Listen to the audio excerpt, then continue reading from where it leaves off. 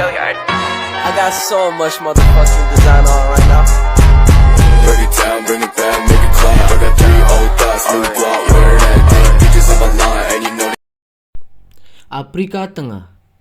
Lebih dari 93 juta orang tinggal di 9 negara berbeda di Afrika Tengah, yakni ke-1 Angola, yang kedua Kamerun, Afrika Tengah, Chad, Kongo, Republik Kongo, Guinea Khatulistiwa, Gabun, serta Sao Tome dan Principe. Berikut merupakan fakta menarik mengenai Afrika Tengah. Yang terpadat di kawasan Afrika Tengah ini adalah Republik Demokratik Kongo, tempat tinggal lebih dari 89 orang. Sedangkan negara dengan berpenduduk paling sedikit adalah Sao Tome dan Principe, yang dapat dilihat di pantai barat Afrika Selatan, yang beberapa penduduk hanya sekitar 2.900 orang. Afrika Tengah merupakan sebuah negara tanpa laut yang letaknya ada di pedalaman Afrika. Meskipun tidak memiliki laut, negara ini tetap memiliki angkatan laut. Hutan hujan di cekungan Kongo adalah hutan hujan terbesar kedua di dunia. Hutan hujan ini terbentang luas melampaui batasan umur Kamerun dan Republik Afrika Tengah. Guinea Khatulistiwa pada saat ini sedang membangun ibu kota baru yang letaknya berada di daratan utama. Negara ini ibu kota barunya yaitu Sodati Lapas, yang seharusnya diresmikan pada tahun 2020, tetapi hingga saat ini masih dalam proses pembangunan. Republik Gabon memiliki tanggal kemerdekaan yang sama dengan Indonesia, namun di tahun yang berbeda. Jika Indonesia merdeka pada tanggal 17 Agustus 1945, mereka Gabon merdeka pada 17 Agustus 1960. Sao Tome menghasilkan coklat seperti Swiss. Pada awal abad ke-21 merupakan suatu produsen kakao terbesar di dunia dengan 800 perkebunan kakao. Nah, itu merupakan fakta menarik mengenai negara-negara di Afrika Tengah. Nah, selanjutnya kita akan membahas mengenai negara-negara di Afrika Tengah dengan secara detail. Yang pertama, Republik Demokratik Kongo, negara terkaya di muka bumi. Sungai Kongo memiliki predikat berlapis terpanjang kedua di Afrika setelah Sungai Nil di Mesir. Terbesar kedua di dunia setelah Sungai Amazon, yang terdalam di dunia yaitu lebih dari 220 meter. Iklim tropis dan hutan hujan lebat rakyat Kongo seharusnya tidak kekurangan sumber air bersih. Segala aktivitas kehidupan dasar lainnya selain diberkahi kesuburan tanah, Kongo juga mengandung banyak sekali kekayaan alam yang bernilai mahal, emas, dan kekuatan yang terkandung dalam komponen sirkuit elektronik dan komputer. Salah satunya berasal dari Kongo. Produksi uranium Kongo juga tersohor, termasuk yang dipakai untuk meracik bom atom yang meluluhlantahkan Jepang. Yang kedua, negara Angola. Negara Angola ini memiliki luas sebesar 1.246.700 km². Angola ini berbatasan langsung dengan Namibia di sebelah selatan, Zambia di sebelah timur, Republik Demokratik Kongo di sebelah timur laut, dan Laut Atlantik Selatan di sebelah barat. Kawasan Eksab Cabinda juga berbatasan dengan Republik Demokratik Kongo di sebelah utara. Ibu kota Angola itu sendiri adalah Luanda. Lokasinya terletak di pantai Atlantik di barat laut. Secara astronomis, negara Angola ini berada di 4-18 derajat lintang selatan dan 12-24 derajat bujur timur. Angola juga mengalami iklim semi kering di bagian selatan, termasuk ibu kota Luanda. Bagian utara memiliki musim sejuk kering dan musim hujan yang panas. Sejarah dari negara Angola ini pada dulunya adalah merupakan koloni Portugal yang didirikan pada tahun 1575. Namun, pada tahun 1641 hingga 1648, Belanda berhasil menduduki Luanda. Portugal kembali menguasai wilayah ini pada tahun 1648 hingga tahun 1975. Angola mendeklarasikan kemerdekaannya dari penjajahan Portugal pada tanggal 19 November 1975. Kemudian diperingati sebagai Hari Kemerdekaan Angola. Sistem pemerintahan yang dianut oleh Angola ini sendiri adalah sistem pemerintahan republik presidensial, yaitu sistem pemerintahan yang kepala negara dan kepala pemerintahannya adalah presiden. Sumber daya alam utama dari negara Angola ini berasal dari mineral, seperti berlian, biji, besi, mangan, dan timah. Negara Angola ini adalah produsen minyak terbesar kedua di Afrika Sub-Sahara dan memproduksi sekitar 1,55 juta barel per hari, yaitu sekitar 1.000 barel di bawah kapasitasnya. Negara ini adalah anggota OPEC dan juga memproduksi gas alam sekitar 17,104,5 juta kaki kubik. Negara ini memiliki sekitar 9 miliar barel cadangan yang dibuktikan sekitar 11 triliun kaki kubik gas alam. Selanjutnya, indikator kuantitatif negara Angola. Menurut data dari UNDP, Human Development Index negara Angola itu yaitu sekitar 0,586 pada tahun 2021. Tingkat harapan hidupnya yaitu 61,6 tahun, pendapatan per kapitanya yaitu 3.432, angka kematian bayinya 51,6, tingkat pertumbuhan penduduknya 3,28%, dan tingkat kelahirannya 5,6%. Sedangkan dari indikator kualitatif negara Angola ini, etos kerja penduduknya yaitu bekerja keras dan kuat, kemudian keamanannya tergolong rendah, kemudian kesehatan di Angola juga termasuk dalam kategori sangat buruk, dan pendidikan di Angola juga tergolong rendah. Karena angka kelulusan ini dibuktikan oleh angka kelulusan sekolah menunjukkan tingginya angka putus sekolah. Undang-Undang Pendidikan Angola pada 2021 menjadikan pendidikan dasar gratis dan wajib selama 6 tahun. Namun sekitar 2 juta anak masih putus sekolah. Yang ketiga, negara Kamerun. Luas wilayah dari negara Kamerun ini adalah sebesar 475.440 km kubik dengan jumlah penduduk sebanyak 25.640.960 jiwa pada Juli 2018. Secara geografis, negara Kamerun ini berbatasan langsung dengan Nigeria di sebelah barat, Republik Afrika Tengah di sebelah timur, Chad di timur laut, dan Gabon, Guinea Khatulistiwa, serta Republik Kongo di sebelah selatan. Ibu kota dari Kamerun sendiri adalah kota Yaoundé. Mayoritas dari penduduk negara Kamerun ini adalah didominasi oleh etnis Kamerun dataran tinggi, Bantu, Kirdi, dan Fulani. Mereka kebanyakan menganut agama Roma Katolik, Protestan, dan Muslim. Bahasa resmi Kamerun sendiri adalah bahasa Inggris dan Prancis. Secara administratif, Republik Kamerun dibagi atas 10 wilayah yang disebut dengan region. Kepala region adalah gubernur yang ditunjuk oleh Presiden Kamerun. Dilihat dari secara astronomisnya, negara Kamerun ini berada di 1 hingga 13 derajat lintang utara dan 8 hingga 17 derajat bujur timur. Dilihat dari sejarahnya, negara Kamerun ini sama seperti negara Afrika lainnya yang pernah dijajah oleh negara-negara di Eropa. Kamerun dijajah oleh Jerman pada tahun 1884 hingga kekalahan Jerman pada tahun 1919 di Perang Dunia Kedua, yang menyebabkan Kamerun terbagi menjadi 2 daerah, yaitu daerah Kamerun yang dikuasai oleh Prancis dan Kamerun yang dikuasai oleh Britania Raya. Sumber daya alam utama dari negara Kamerun ini adalah pada bidang pertanian, yang menjadi salah satu sektor utama dalam perekonomian Kamerun. Produk pertanian yang penting yaitu meliputi kopi, kakao, minyak, kelapa sawit, tebu, jagung, kacang, kedelai, dan singkong.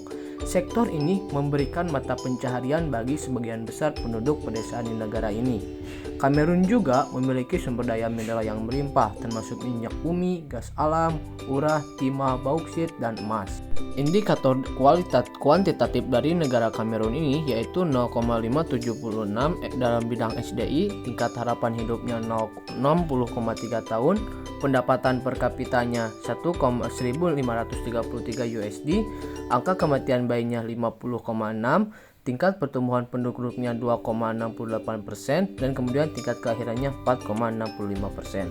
Sedangkan indikator kualitatifnya, etos kerja negara Kamerun ini yaitu menghargai waktu, kemudian tingkat pendidikannya tidak stabil, kemudian tingkat kesehatannya rendah, dan tingkat keamanannya yang rendah. Beberapa masalah keamanan pernah muncul di Kamerun, termasuk krisis separatis. Yang keempat, Republik Chad. Secara geografis, negara Chad adalah negara di Afrika Tengah bagian utara dengan ukuran 1.284.000 km persegi di selatan Libya, memiliki perbatasan sepanjang 5.968 km dengan Kamerun, Republik Afrika Tengah, Libya, Niger, Nigeria, dan Sudan. Sebagian besar wilayah Chad merupakan gurun, sehingga Chad dijuluki sebagai jantung mati Afrika. Chad ini memiliki setidaknya 4 zona iklim, yaitu dataran kering yang luas di tengah gurun di utara, pegunungan yang kering di barat laut, dan dataran rendah tropis di selatan. Topografi dari negara Chad ini didominasi oleh sungai Chad yang rendah dengan ketinggian sekitar 250 meter yang secara bertahap menaiki ke pegunungan dataran tinggi di utara, timur, dan selatan. Ekonomi negara Chad ini didorong oleh adanya pembangunan ladang minyak dan jalur pipa sejak tahun 2000. Negara Chad juga lebih dari 80% penduduk Chad menjalankan pertanian subsistem dan perkembangan ternak untuk mata pencahariannya. Sejarah singkat dari negara Chad ini pada dahulunya itu dihuni oleh sekelompok suku-suku yang tidak berhubungan. Banyak tengkorak-tengkorak manusia ditemui di sana. Secara bertahap, kerajaan-kerajaan setempat yang lemah berkembang, kemudian semuanya disusul oleh kekaisaran Kanem-Bomu yang lebih besar dan berkuasa. Indikator kuantitatif dari negara Chad ini yaitu PDB-nya yaitu sekitar 2.428 USD, kemudian IPM-nya yaitu sebesar 0,394, kemudian angka kematian per 1000 penduduknya yaitu 12,2, kelahirannya 6,35, dan pertumbuhan penduduknya sebesar 3,2%. Selanjutnya yaitu indikator kualitatif dari negara Chad, yaitu yang pertama yaitu etos kerja. Etos kerja dari negara Chad ini tergolong sangat rendah karena didukung dengan SDM-nya yang masih terbelakang. Kemudian kualitas pendidikannya tergolong sangat rendah karena tidak didukungnya oleh infrastruktur yang memadai. Kemudian kualitas kesehatannya tergolong sangat buruk karena banyaknya terjadinya kematian bayi. Kemudian kesadaran hukum Chad juga sangat buruk karena terdapat banyaknya pelanggaran. Kemudian mata pencaharian utamanya yaitu sebagai petani.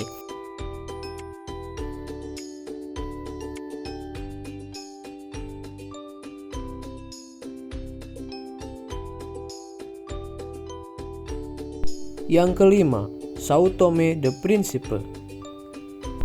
Secara geografis, Pulau Sao Tome dan Principe ini terletak di Samudra Atlantik, Khatulistiwa, dan Teluk Guinea, dan masing-masing berjarak 300 dan 250 km dari lepas pantai barat Gabun dan merupakan negara terkecil kedua di Afrika. Keduanya merupakan bagian dari Cameroon Volcanic Mountain Line yang juga mencakup Pulau Annabon di selatan Bioko, timur laut, dan Gunung Cameroon di pantai Teluk Guinea. Secara astronomis, negara Sao Tome dan Principe ini terletak di 0,4 derajat lintang utara hingga 0,1 derajat lintang selatan dan 6,4 derajat bujur timur hingga 7 derajat bujur timur. Sejarah dari negara Sao Tome ini dimulai pada tahun 1400-an saat Portugal mulai memukimkan narapidana di Sao Tome dan mendirikan perkebunan gula dengan bantuan budak dari daratan. Pulau ini juga penting dalam transhipment budak.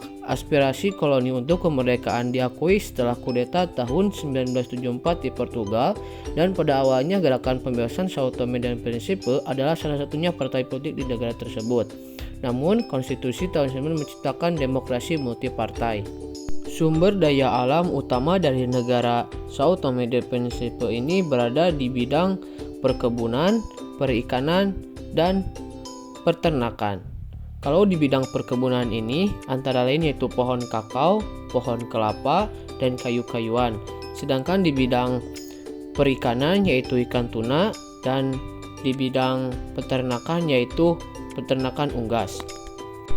Kemudian membahas mengenai indikator kuantitatif dari negara Sao Tome dan Principe ini, pada PDB per kapitanya yaitu sekitar 1.668 US dollar. Kepadatan penduduknya sebesar 242 per kilometer persegi, kemudian pertumbuhan penduduknya itu 9,97%, kemudian kematiannya yaitu 6,2%, dan kelahirannya yaitu sebesar 18,19 per 1000 penduduk.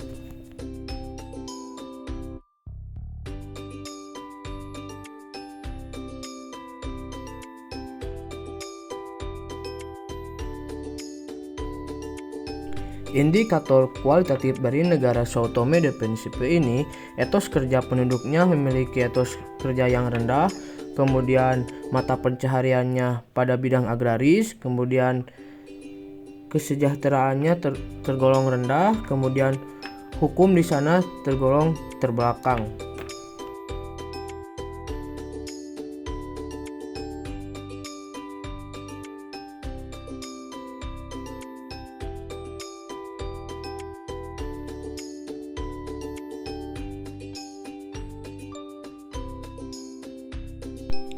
Yang keenam, Guinea Ekuatorial. Secara geografis, negara Guinea Khatulistiwa ini berada di pantai barat Afrika Tengah. Negara ini terdiri dari wilayah daratan Rio Muni yang berbatasan dengan Kamerun di utara dan Gabon di timur dan selatan, dan 5 pulau kecil Bioko, Corisco, Annobon, Elobi, Chico, dan Elobi Grande.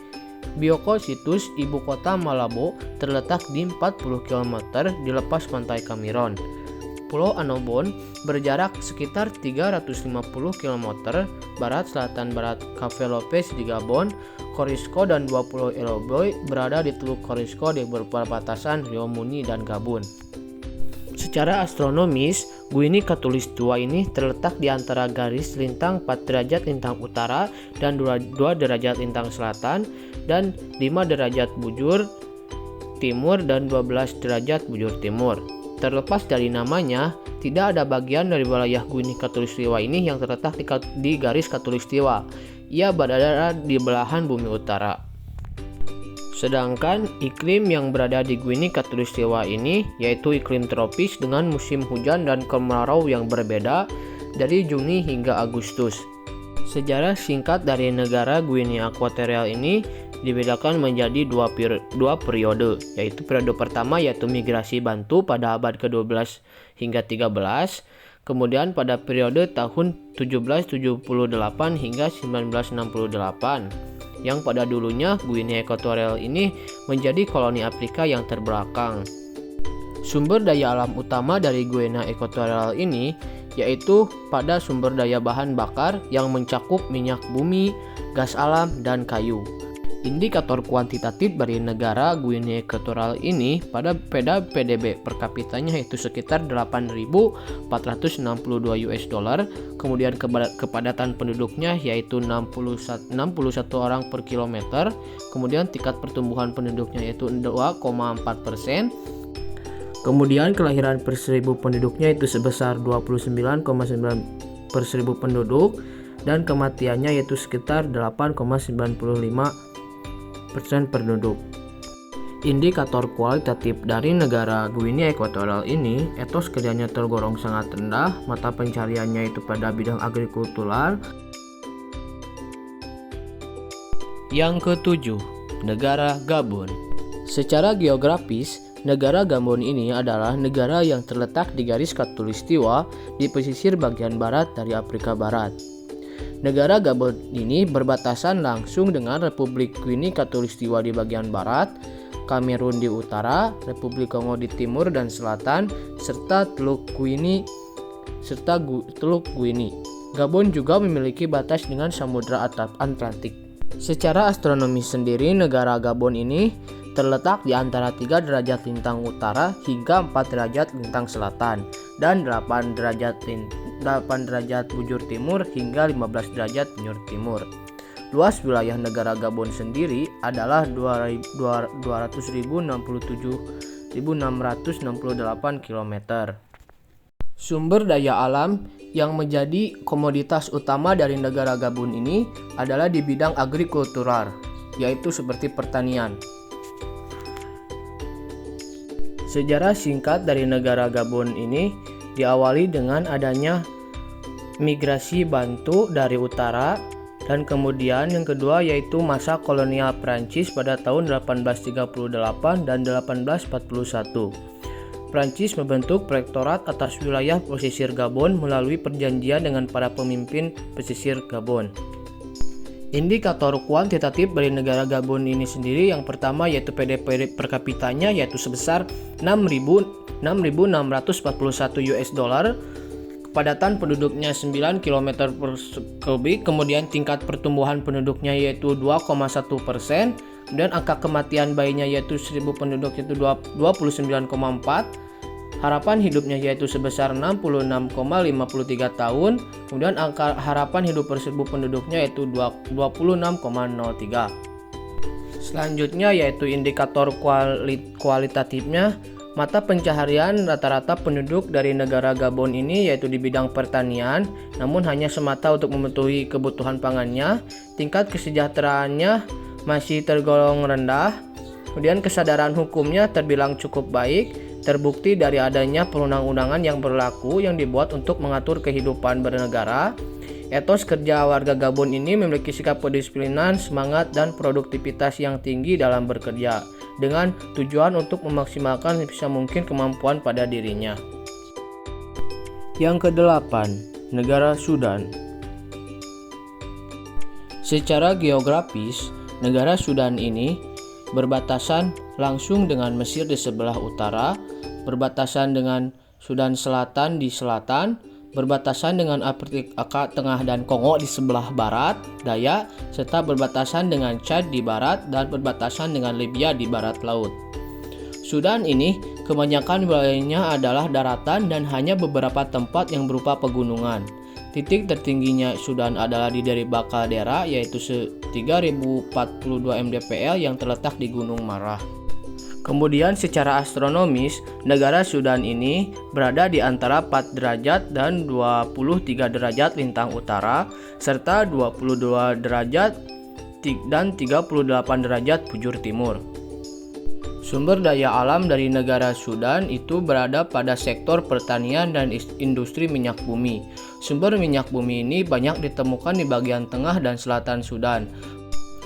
Sudan ini memiliki iklim tropis ditandai dengan musim hujan dengan kelembaban tinggi dan curah hujan yang tinggi diikuti dengan musim kemarau. Sejarah awal dari negara Sudan ini pada dahulunya merupakan menjadi sasaran penaklukan dan penjajahan selama ribuan tahun. Pada awal abad ke-16, Kekaisaran Ottoman dan Kesultanan Fuz menaklukkan sebagian besar bekas Kekaisaran Nubia, dan para sejarawan menunjuk pada pemerintahan Muhammad Ali dan Mesir sebagai titik balik penting dalam perdagangan budak di Sudan. Kemudian pada pergantian abad ke-20, Inggris dan Mesir mencapai perjanjian pemerintahan bersama dan menjadikan Sudan secara efektif sebagai koloni Inggris. Hal ini membuat upaya penghapusan lebih berhasil. Indikator kuantitatif dari negara Sudan ini menurut dari data UNDP, Human Development Index negara Sudan itu yaitu 0,508 pada tahun 2021, tingkat harapan hidupnya yaitu 65,3 tahun, pendapatan per kapitanya yaitu sebesar 977,27, kemudian angka kematian bayinya yaitu 42,1, tingkat pertumbuhan penduduknya yaitu 2,39, dan tingkat kelahirannya yaitu 4,47. Kemudian pada indikator kualitatifnya, negara Sudan ini etos kerja masyarakatnya tergolong memiliki etos kerja yang kuat dan berdedikasi. Kemudian kesehatannya di Sudan ini masih tergolong rendah dan kesenjangan yang sangat besar. Kemudian keamanannya yang rendah. Salah satunya banyaknya kasusnya konflik bersenjata. Kemudian pendidikan di Sudan tergolong sudah baik, dibuktikan dengan digratiskan dan diwajibkannya bagi seluruh anak usia 6-13 tahun mendapatkan pendidikan. Yang kesembilan, negara Ethiopia. Secara geografis, negara Ethiopia ini berbatasan langsung dengan Eritrea di sebelah utara, Djibouti dan Somalia di sebelah timur, kemudian Kenya di sebelah selatan, dan Sudan di sebelah barat. Secara astronomis, negara Ethiopia ini berada pada 2 derajat lintang utara, 4 derajat lintang selatan, dan 29 derajat hingga 31 derajat bujur timur. Sumber daya alam utama dari negara Ethiopia ini berada pada mineral seperti logam mulia dan sumber daya alam lainnya yang diketahui seperti emas, kalium, gas alam, tembaga, dan platinum. Selain semua sumber daya ini, ada juga potensi yang luas untuk pembangkit listrik tenaga air. Sejarah awal dari negara Ethiopia ini pada dulunya sudah ada peradaban sejak ribuan tahun yang lalu. Abyssinia atau lebih tepatnya Z-Ethiopia diperintah oleh bangsa Semit Abyssinian Habesa yang sebagian besar terdiri dari Amhara dan Tigray. Kustis Agau di lereng timur dataran tinggi Ethiopia dan terlebih lagi dataran rendah. Indikator kuantitatif dari negara Ethiopia ini yaitu pada PDB per kapitanya yaitu sebesar 925,08 US dollar. Kemudian kepadatan penduduknya itu sebesar 127 km persegi, kemudian tingkat pertumbuhan penduduknya yaitu 2,6%, angka kematian bayinya yaitu sebesar 46,8 per 1000 kelahiran, harapan hidupnya yaitu sebesar 65,37 tahun, kemudian angka kelahirannya yaitu sebesar 4,24. Indikator kualitatif dari negara Ethiopia ini, rata-rata mata pencaharian penduduknya adalah pada bidang pertanian. Ekspor hampir seluruhnya bergantung pada komoditas pertanian seperti kopi, benih, kacang-kacangan, dan ternak. Kemudian tingkat kesejahteraannya pada tahun 2020, warga Ethiopia ini merupakan salah satu negara dengan tingkat kemiskinan tertinggi di dunia. Yang ke-10, negara Somalia. Secara geografis, negara Somalia ini berbatasan langsung dengan negara Kenya, Djibouti, dan Ethiopia. Wilayah Somalia ini mencakup area seluas 637.657 km², sedikit lebih luas dari wilayah Prancis. Secara astronomis juga, negara Somalia ini terletak dari 12 derajat lintang utara sampai 39 derajat lintang selatan, dan dari 41 derajat sampai ke 51 derajat bujur timur. Negara Somalia ini iklimnya tergolong tropis yang kering dengan curah hujan tahunan yang kurang dari 50 mm. Sumber daya alam utama dari negara Somalia ini berada pada bidang mineral seperti minyak bumi, biji besi, gips, mangan, dan uranium. Sejarah awal dari negara Somalia ini dapat ditarik dari masa kolonialisasi Inggris dan Italia pada pertengahan tahun 1860-an. Daerah Zeila Berbera diperintah oleh Inggris sebagai Somalian Inggris dari tahun 1820-an sampai tahun 1960. Sedangkan di wilayah selatan terdapat Somaliland Italia.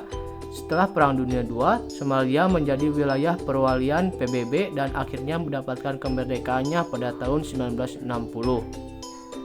Indikator kuantitatif dari negara Somalia itu sendiri, PDB per kapitanya yaitu sekitar 800 US dollar, pertumbuhan penduduknya sekitar 2,42%, kemudian penduduknya yaitu sebesar 12.386.248 jiwa.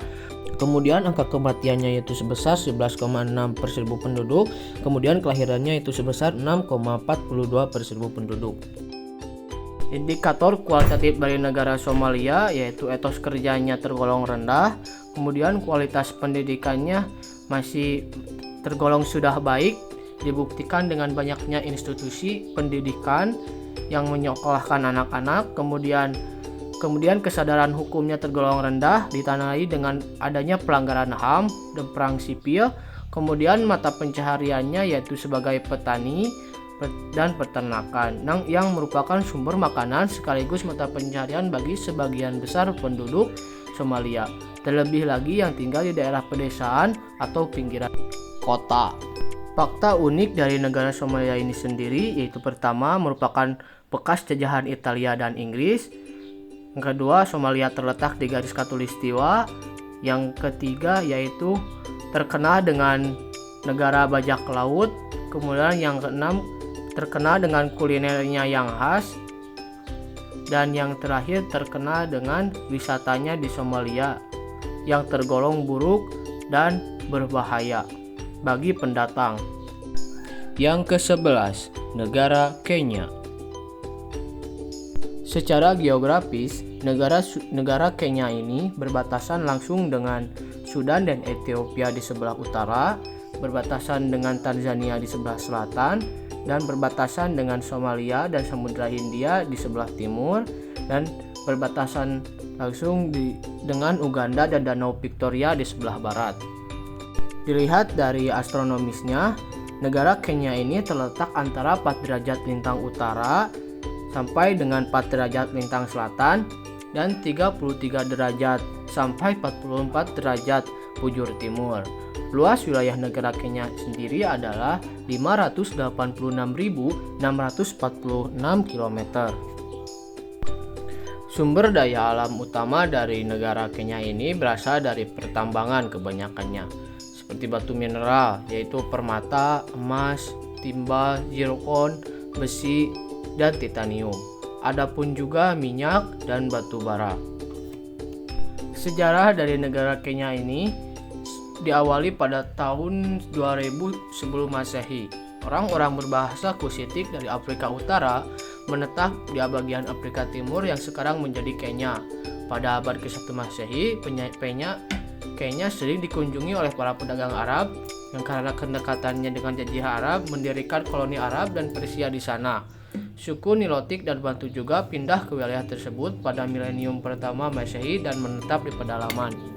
Indikator kuantitatif dari negara Kenya ini pada PDB per kapitanya yaitu sekitar 2.081 US dollar, kemudian kepadatan penduduknya yaitu sekitar 56 km per kubik, kemudian tingkat pertumbuhan penduduknya yaitu 3,2%, kemudian angka kematian bayinya yaitu sebesar 0,6 per 1000 orang, kemudian harapan hidupnya itu sekitar 62,68 tahun, dan yang terakhir angka kelahirannya yaitu sebesar 3,40 per 1000 penduduk.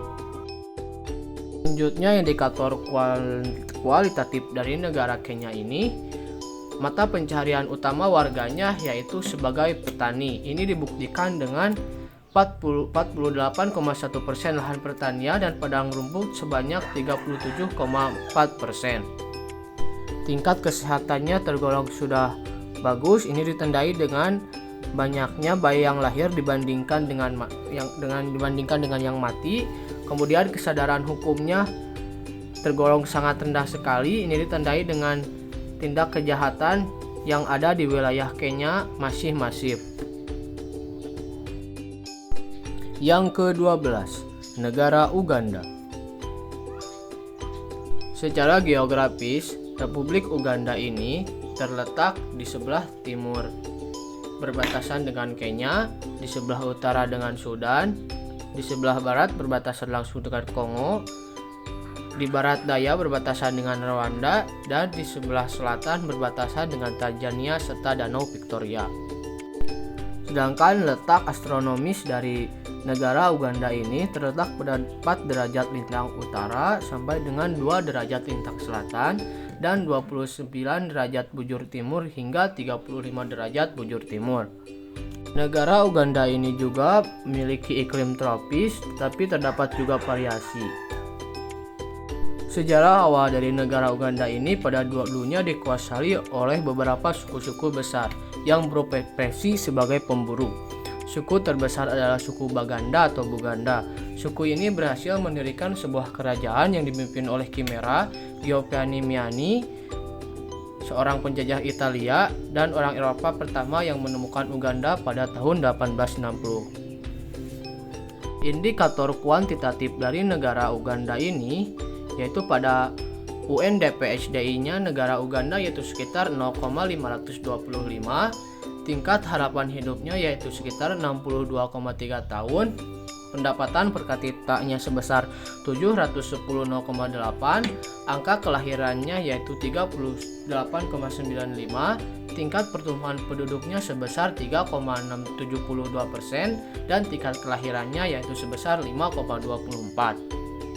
Indikator kualitatif dari negara Uganda ini sendiri, etos kerja warganya yaitu kerja keras dan tahan, kemudian tingkat kesehatannya tergolong masih rendah, ini ditandai dengan banyaknya kasus HIV, kemudian tingkat kesejahteraannya masih terbelakang, ini ditandai dengan warganya yang masih meratapi kemiskinan, kemudian keamanannya tergolong sangat rendah karena hukum di sana belum berjalan. Yang ke-13, negara Afrika Tengah. Secara geografis, negara Afrika Tengah ini adalah sebuah negara di pedalaman Afrika yang berbatasan dengan Chad, Sudan, Republik Demokratik Kongo, Republik Kongo, dan Kamerun. Letak astronomis dari negara Afrika Tengah ini yaitu 4 derajat lintang selatan sampai dengan 8 derajat lintang selatan, kemudian 19 derajat bujur timur hingga 15 derajat bujur barat. Umumnya, iklim di Republik Afrika Tengah ini yaitu iklim tropis. Wilayah utaranya yaitu tempat angin harmatan yang panas, kering, dan membawa debu. Bagian utaranya juga menjadi tempat desertifikasi dan timur lautnya juga bergurun. Sumber daya alam di negara Afrika Tengah ini tergolong sangat melimpah. Ini ditandai dengan banyaknya emas, berlian, tembaga, besi, uranium, serta komoditas utamanya yang lain yaitu minyak dan mineral. Sejarah awal dari negara Republik Afrika Tengah ini pada dulunya merupakan salah satu koloni dari negara Prancis. Republik Afrika Tengah juga merdeka pada tahun 1960. Negara baru ini dengan cepat jatuh pada pemerintahan diktator di bawah presiden pertamanya yaitu David Dacko. Pada tahun 1966 Dacko digulingkan oleh sepupunya, kemudian kembali lagi ke Jean Bedel Bokassa. Indikator kuantitatif dari negara Republik Afrika Tengah ini, PDB per kapitanya yaitu sekitar 448 US dollar, pertumbuhan penduduknya yaitu 1,4 miliar jiwa, kemudian angka kelahirannya 5,91, kemudian kematiannya 84,22, kemudian angka harapan hidupnya yaitu sebesar 53,6 tahun.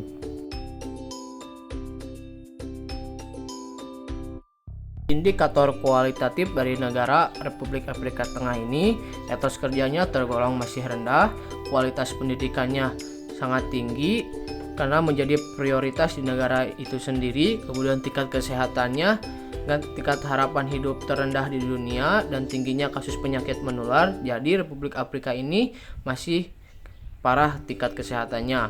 Kemudian tingkat kesejahteraannya masih terbelakang, ditandai dengan 70% penduduknya yang masih menduduki garis kemiskinan. Mata pencaharian utama dari negara Republik Afrika Tengah ini ada di bidang agraris, yaitu sekitar 60% penduduk benua Afrika ini bekerja di sektor pertanian. Kemudian kesadaran hukumnya juga tergolong masih rendah. Ini ditandai dengan sering terjadinya konflik antar suku atau etnis. Itulah negara-negara dari negara Afrika Tengah. Sekian dari pemaparan saya. Mohon maaf apabila kesalahan. Assalamualaikum warahmatullahi wabarakatuh.